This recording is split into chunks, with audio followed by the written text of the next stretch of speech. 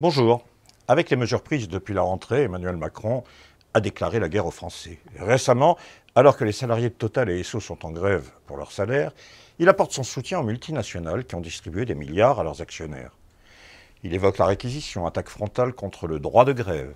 En réalité, Macron a déclaré la guerre non seulement aux secteurs qui se mobilisent, qui revendiquent, qui manifestent, mais plus généralement à tous les Français. Comment et pourquoi ? Quel est le dispositif mis en place par le pouvoir pour affronter les Français?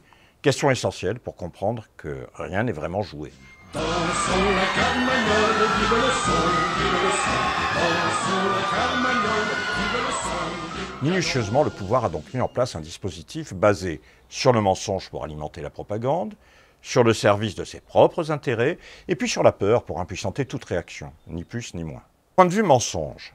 Il y a eu par exemple la loi sur le pouvoir d'achat, véritable cautère sur une jambe de bois. Pour les intérêts privés, il y a eu la légalisation des cabinets à la McKinsey pour remettre le couvert à l'occasion, avec des conseillers fantômes sans scrupules qui s'en mettent plein les poches, comme sur le Covid, le montant des APL ou le pass sanitaire. Et puis, pour la peur, il y a l'état d'urgence climatique, pour établir notamment un nouveau comité défense régi par le secret défense, comme durant la période Covid. Nous venons d'avoir l'annonce d'un contrôle thermique, et oui, 19 degrés maximum au nom de l'économie d'énergie, ce qui permettra de contrôler les citoyens jusque dans leur vie privée. Soit dit en passant, la norme des 19 degrés fera comme première victime, d'abord, les locataires des structures HLM, véritables passoires thermiques, locataires qui pourront continuer à se les geler, comme on dit. Continuons. Il y a maintenant la possibilité de promulguer de nouvelles lois d'exception hors de tout contrôle parlementaire pour faire peser une chape de plomb sur les citoyens désarmés. Toute dictature déclarée n'aurait décidément rien à envier aux différentes mesures prises sous le gouvernement d'Emmanuel Macron. Moyens de coercition, plein pouvoir, mépris de la démocratie, parlement réduit à sa plus simple expression, également force de répression. Voilà ce que Macron met en place comme véritable arme de guerre contre le peuple français. Car c'est bien la guerre, oui, qui est déclarée. Le prétexte aujourd'hui, c'est le retour de la réforme des retraites qui risque fort de mettre le pays sens dessus dessous. Oui, c'est la guerre déclarée contre le peuple français. J'exagère ? Alors, tenez, regardons-y de plus près. Dansons la carmagnole, vive le son, vive le son. Dansons la carmagnole, vive le son. C'est la guerre que veut Macron. Car aucun des arguments qu'il met en avant pour cette réforme n'est justifié. L'élément clé de la réforme, c'est la retraite repoussée de 4 mois chaque année pour atteindre l'âge de 65 ans en 2031. Regardons les explications. Il s'agirait d'éviter la banqueroute, le déficit, dit-il. Pourtant, selon le Conseil d'orientation des retraites, l'excédent dans les caisses retraites devrait atteindre 1 milliard en 2021, 3 milliards en 2022. Mais rien n'y fait, surtout pas la réalité. Il faudra travailler plus longtemps à l'échelle d'une vie, disent-ils. Travailler plus longtemps ? Oui, mais en repoussant l'âge de la retraite à 65 ans. Dans un pays qui compte au moins 6 millions de chômeurs et où le travail cesse en moyenne à l'âge de 59 ans, on décide de faire reporter sur l'assurance chômage que les retraites n'auront plus à payer. Et là, c'est le tour de passe-passe. Parce que s'il est difficile de dire à un citoyen qui est à la retraite qu'il n'a pas droit à sa pension, il est toujours possible de rayer des listes du chômage, de ne pas indemniser ou de le faire au rabais. En un mot, un des objectifs de la guerre de Macron, c'est de ne plus payer ou de payer un minimum, contrairement aux droits des citoyens français. Continuons. Il s'agirait de réaliser des mesures d'économie nécessaires. Mais comme on vient de le voir, il ne s'agit en rien d'économie, mais de transfert d'une caisse à une autre, la caisse retenue étant celle du chômage, étant celle dont on peut le plus facilement étouffer les fonds. Et puis question économie, l'argument frise quand même un petit peu l'indécence. L'Élysée prévoit une hausse de son budget de 5 200 000 € en 23, soit 4,8% d'augmentation par rapport à 2022. Les économies, c'est vraisemblablement pas pour tout le monde. Et puis la fin de l'abondance n'est pas destinée au président de la République. Point de vue symbole, cela est tout à fait dévastateur. Enfin, il s'agirait d'une mesure de justice. Mais justice pour qui? Les salariés qui occupent les emplois les plus qualifiés, ingénieurs, managers, chercheurs, hauts fonctionnaires et quelques autres, ce sont ceux dont l'espérance de vie est supérieure à la moyenne, qui ont fait de longues années d'études, qui rentrent plus tard que les autres sur le marché du travail et le quittent déjà le plus souvent après 65 ans. Alors que les autres qui pourraient partir plus tôt devront subir cette réforme, ce qui revient donc à opérer un transfert de revenus des catégories les moins favorisées, à espérance de vie les plus faibles, vers les couches les plus aisées. Justice toujours. La plupart des pensions, pas toutes, mais la plupart, ne devraient pas être inférieures à 1100 €, nous dit-on. La mesure se veut phare pour son caractère social. Oui, mais ceux qui mettent cela en avant sont-ils complètement hors sol, au point de ne pas réaliser l'énormité du propos? 1100 €, quelle générosité, tiens. Avec 1100 € par mois, ont-ils tenté de payer leur loyer, de se nourrir, de se soigner, de se déplacer, puis éventuellement d'aider leurs enfants ou leurs petits-enfants? Dansons la carmagnole, vive le son, vive le son. Dansons la carmagnole, vive le son. On voit bien que le but de la réforme n'a rien d'économique. Le but est bien politique. En réalité, il faut dans ce second quinquennat à Emmanuel Macron une victoire digne des Reagan ou Thatcher des années 1980. Le premier avait défait le mouvement social des aiguilleurs du ciel aux États-Unis. La seconde, les mobilisations des mineurs en Grande-Bretagne. Les deux après des mois de conflits, de manifestations, de grèves. Leur victoire, synonyme de défaite de la classe ouvrière, avait ouvert la voie au capitalisme débridé sans entrave, sans limite. « There is no alternative », dira alors la dame de fer victorieuse. Eh bien, avec les retraites, Macron cherche à purger les 5 années écoulées, marquées par le mouvement des Gilets jaunes, et aussi par l'opposition à sa réforme déjà fortement exprimée. Comme hier en Grande-Bretagne et aux États-Unis, il veut casser les reins du peuple français pour ouvrir une longue période sans résistance possible au capitalisme débridé. Voilà l'enjeu. Car malgré les apparences pour le moment, ouvriers et salariés en France n'ont pas connu de défaite décisive. C'est cela que Macron veut atteindre à travers cette réforme des retraites.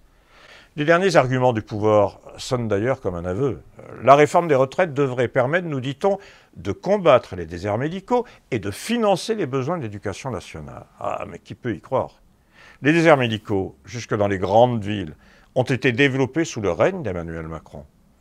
Et l'éducation nationale, sous la direction du nouveau ministre Pam Ndiaye, wokiste de service nommé par Macron, est vouée à l'éclatement, conformément au discours de rentrée de Macron sur ce sujet. Ah, elles ont beau dos, l'éducation nationale et la santé, ou ce qu'il en reste. Dansons la carmagnole, vive le son, vive le son. Dansons la carmagnole. Comme dans toute guerre, l'issue dépend en partie des forces en présence. D'un côté, nous avons donc un pouvoir qui repose sur une police, une armée, et surtout sur l'inconsistance totale qui lui est opposée. Les organisations syndicales liées à l'Union européenne, via la Confédération européenne des syndicats, sont souvent des piliers sur lesquels le pouvoir peut s'appuyer.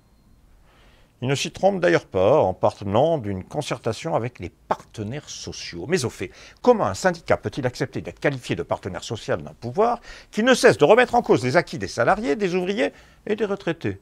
En attendant, le Conseil de refondation annoncé le 3 septembre par Macron, chargé de débattre et de se concerter, comme on dit, avec un petit goût de réchauffer, semble bien être une coquille vide. La réalité, marque de faiblesse du régime, inquiète jusque dans les couloirs de l'Élysée. Et pourtant, le président est fort de la faiblesse de ses orientations, des oppositions politiques notamment. Il menace sous forme de chantage, si les choses ne se passent pas comme il le veut, de dissoudre l'Assemblée nationale. Jean-Luc Mélenchon lui dit en gros « chiche, vas-y ». Mais après tout, n'est-ce pas la bonne carte à jouer pour Macron? Parce que, est-il vraiment menacé? Mélenchon n'a rien eu à dire sur ses députés repoussoirs. Clémentine Autain, par exemple, qui s'inscrit dans la foulée de Sandrine Rousseau dans la chasse à l'homme blanc de plus de 50 ans, qualifié de violeur en puissance, qui a fait de la peau à son ami Adrien Quatennens, ou encore sur les propos de Danielle Obono, qui invite les opposants au voile en Iran à aller manger leur mort, dit-elle, reprenant le langage racaille à son compte jusqu'au sein de l'Assemblée nationale. Pas sûr que la France insoumise, dans ce contexte, sorte renforcée d'une nouvelle élection, suite à une dissolution. Mais en face du pouvoir, il y a des mouvements de fond qui agitent la société et qui peuvent vraiment inquiéter Macron et les siens. Avec les salariés d'Esso et Total et ceux des milliers d'entreprises qui revendiquent, avec les millions qui subissent l'inflation, les fins de mois impossibles, on peut constater que jamais un président de la République n'aura été en France aussi détesté. Pour sa réforme qui concerne tous les Français, c'est l'opposition totale qui domine. Même s'il faut relativiser les sondages. Eh bien écoutez, ils donnent à un moment donné une indication de l'opinion, comme on dit. Plus de 6 Français sur 10 sont opposés au projet du chef de l'État, alors qu'ils ne sont que 1 sur 4 à être partant. Un Français sur 2 se dit tout à fait défavorable à la réforme, quand ils ne sont que 1 sur 10 à se dire à peu près favorable.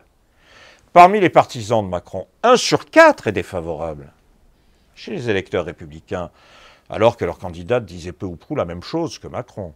Ils sont 1 sur 2 à se dire opposés à la réforme, d'où le risque mortel pour le Parti républicain d'ailleurs de soutenir l'initiative présidentielle.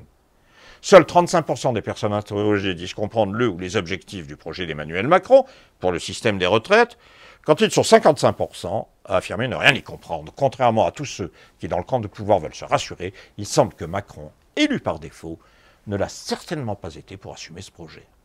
Mais il n'a pas le choix, Macron. Il a décidé de déclarer la guerre au peuple français. Et rien n'est joué. Dans un contexte de crise politique et de scandales à répétition, les derniers en date se nommant Alexis Kohler, principal conseiller de Macron, secrétaire général de l'Élysée, mis en examen pour prise illégale d'intérêt, ou encore Éric Dupond-Moretti, ministre de la Justice, renvoyé devant la Cour de justice, une première depuis la création de cette Cour en 1993. Eh bien, dans un tel contexte, Emmanuel Macron est beaucoup moins fort qu'il ne voudrait le laisser paraître. Une fois encore, il n'est fort que de la faiblesse de ses adversaires. Fort jusqu'au moment où le plus grand nombre signifiera que ça suffit. Et si avec les ouvriers qui revendiquent pour leur salaire, les retraites en fournissaient l'occasion, et si Macron perdait simplement la guerre qu'il a décidé de déclarer au peuple français. Merci d'avoir suivi cette vidéo. Je vous invite à cliquer sur le petit pouce bleu pour lui permettre d'être bien référencé. Je vous invite à vous abonner à ma chaîne pour être informé des nouveautés, puis en signe d'encouragement aussi. Vous pouvez me retrouver et me suivre, ainsi que certains de mes amis, sur le site La Sociale, où nous publions éditoriaux, analyses, dossiers, et aussi en vous procurant la revue Socialisme pour les temps nouveaux, que vous pouvez commander aux éditions Bocolis ou à l'adresse qui s'affiche. Voilà, c'est tout pour aujourd'hui. Portez-vous bien et à la prochaine.